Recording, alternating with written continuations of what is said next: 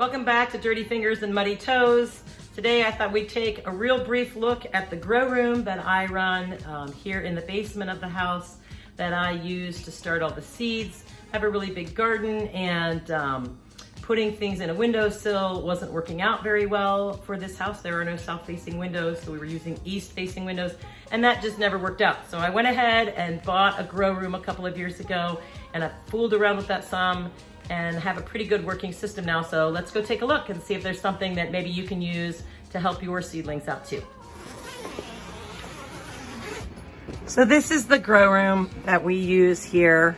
It's about 8 feet wide, it's about 4 feet deep, and it's about 7 feet tall. So the setup that seems to be working for us at the moment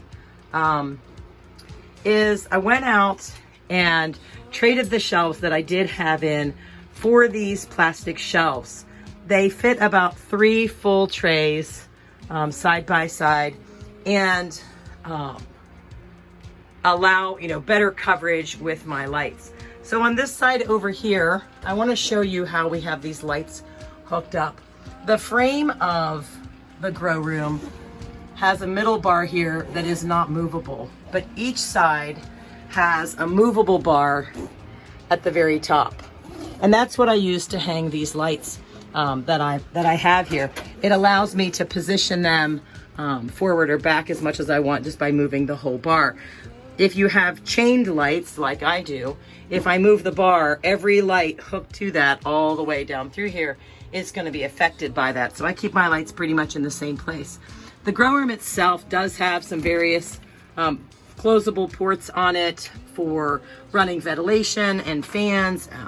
It's got straps to hook things to, and it has a nice little port to run my electricity into here. It's reflective on the inside, retains moisture, and it really retains the heat very well.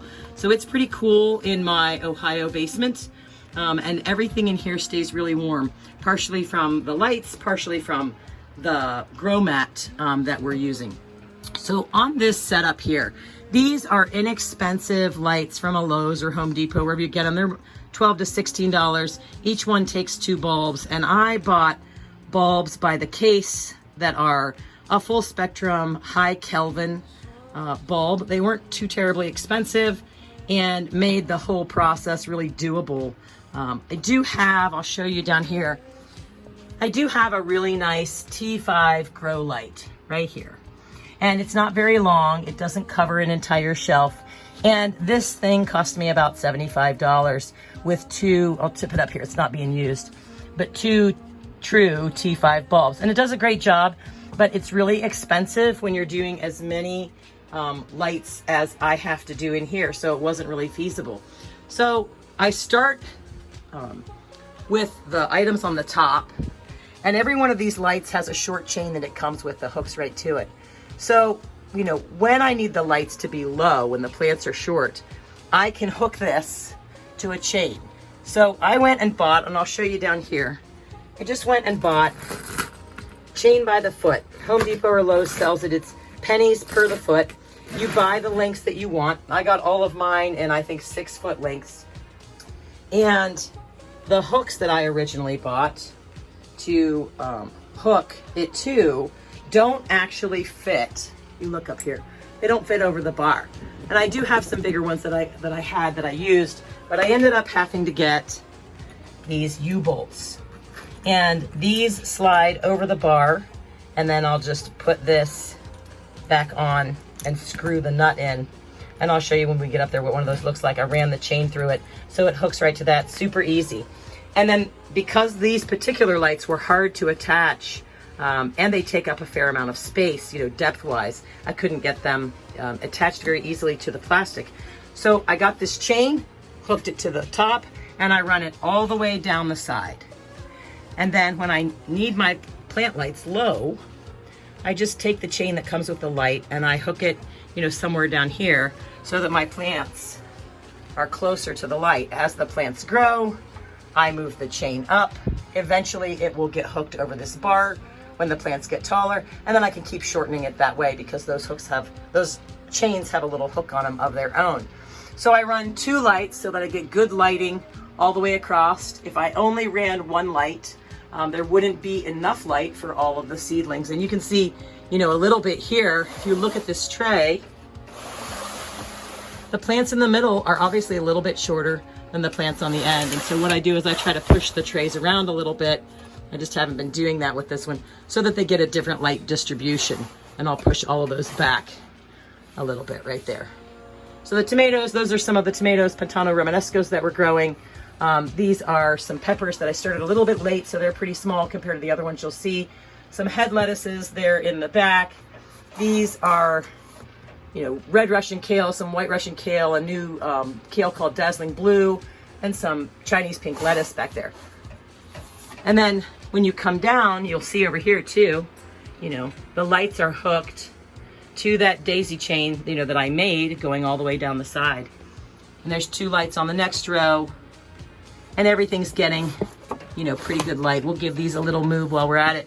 These right here are loofah sponges, loofah gourds. You grow them, and if you can get them to mature in time, you can make loofahs out of them. So I'm giving those a try for the first time this year, and we'll see how they go. They get about 30 feet long, so they're gonna take up quite a bit of space. So we'll see where it works that we're gonna put them. And then if you go over here to the other side, you'll see on this top shelf that right now I just have one light up here. The other light is down, it needs a bulb replaced in it, and I don't have anything that I have to put up here right now that requires I put the other light up. I just have these 2 end to end. So that makes that nice. I still have enough coverage because the lights are about 4 feet long and the grow room is about 4 feet deep, even though the shelf is a little bit less than that. And right here, you'll see I'm running a little fan. Now this is temporary.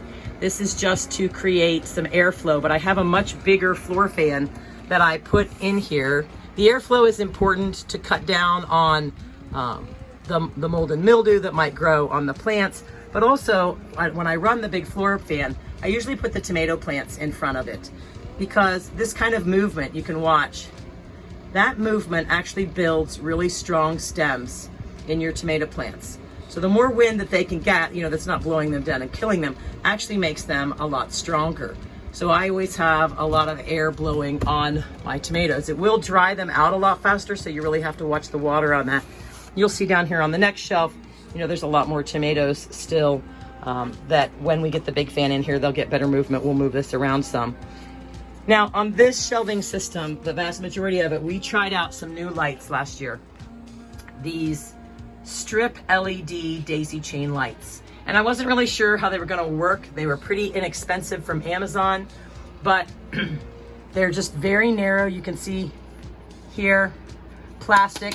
They are very lightweight, and Clint just drilled these little clips into the plastic for me, and then the lights pop right into that little clip. It was super simple.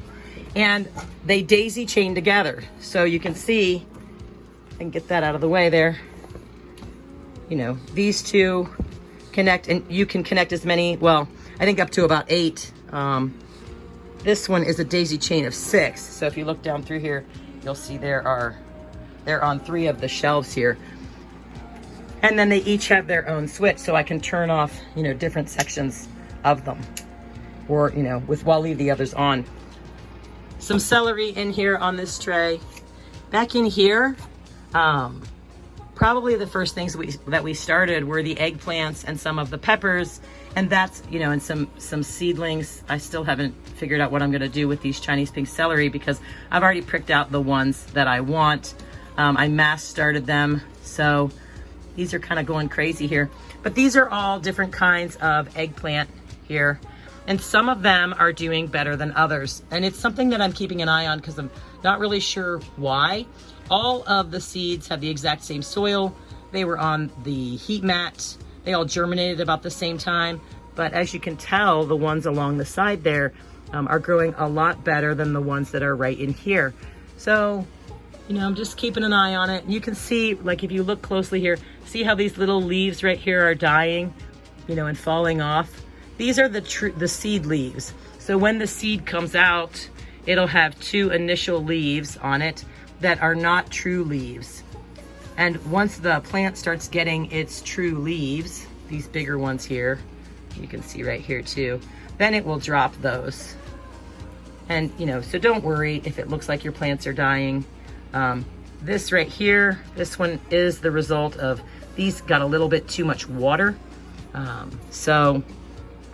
But over here, you'll see the same thing in this tray. Some of these peppers are doing really, really well, and some of them are really small. Same situation. And it's not a lighting situation because I've moved these trays all over different ways. So we'll kind of just see what happens with that. So a little couple more eggplants in the back there, different peppers. These orange horizon bell peppers are really doing great. So each shelf will hold 3 trays. So I can get 12 trays on one shelving unit, and I have 2 shelving units here. In the middle, in the early part of the season, and you can see that it's still here, I'm not quite done with it yet, but when I put these shelves together, I had one extra piece that was too tall to fit in here. So I just used it and put a piece of an old table down on top of it. And the heat mat that I use, instead of being able to fit only 1 tray, will actually fit 4. I'll pull one of them down here so you can see.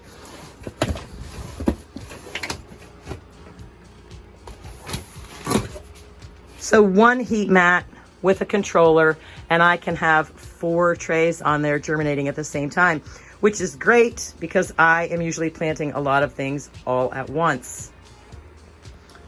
Once I don't need the heat mat anymore, I'll actually pull this out of here, and this T5 light that is very bright, I'm gonna hang from the center post in here. It will hang right about in here. The tomato plants will get so big that they will not actually be able to fit on the shelves, and they'll get almost waist high before they go in the ground.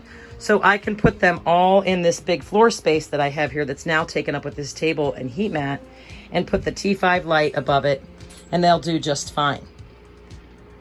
If you look over here, this is the temperature control for this particular heat mat. It tells you right now that it's at 71.7 degrees, and you can set its temperature. It is set for 72 for the last things that I started. It's easy to use. It is going to keep the whole heat mat at the same temperature. So one of the advantages of having different little seed mats is you can set them for different temperatures. The other thing I wanted to show you is in the grow room, I keep one of these. And it was inexpensive. I think I probably picked it up at the garden store or Amazon. And it tells me the percentage of humidity. It tells me what the low has been, what the high has been on that, and what the temperature in here is right at the moment, what its low and high have been. So even in the basement here, the low in the grow room since I started running it this year has only been 64. And 55% humidity is pretty high. Don't want it a whole lot higher than that. Let me just clip this back up here. As long as you have good airflow, you should be okay. But if you're not careful, I'll show you down here, you can get a little bit of a green fungus growing on your soil. And that's pretty common, at least for me it is. And it really hasn't caused me any issues, but you can get a problem called dampening off. And what that is a fungal infection in the soil, and it will cause the plant right here at the dirt to get infected. It will get really thin and spindly like a hair. The whole plant will fall over, and you can't save the plant. There's also nothing you can do about it except, pitch it all out. And you do want to get it out of your grow room or separated from the other plants if you get that, because it is contagious. And then I don't have much on the bottom row here, just the onions that I've got started. I was going to prick those out and put them in their own individual pots, but I've decided to leave them, and I'll just unmat them, untangle them when it's time to plant those out in the garden. That's about the extent of it. It's not very complicated. A couple of shelves from your local hardware store and some inexpensive lights. I think that overall, I'm probably going to go to these LED lights for most of these shelving units, and leave a couple, double system lights on the very top. I'll use the extras of these that I have in this center section through here in the future, so that I get better light even for the plants that are growing on the ground when they get too big for the shelves. So that's about it for the grow room, what we've got running in it. We'll put a bigger fan in here. I keep these tops open a little bit to get some air exchange so that it doesn't get too warm and also so that it doesn't get too humid. And you know, the floor in this is its own, you know, tray that you put in there. So even if you poured a bunch of water into this, it would hold that. So that's really nice. It's not gonna leak, doesn't get anything else in. And that's about it. Hope you guys' seeds are doing great, and I'll see you in the garden.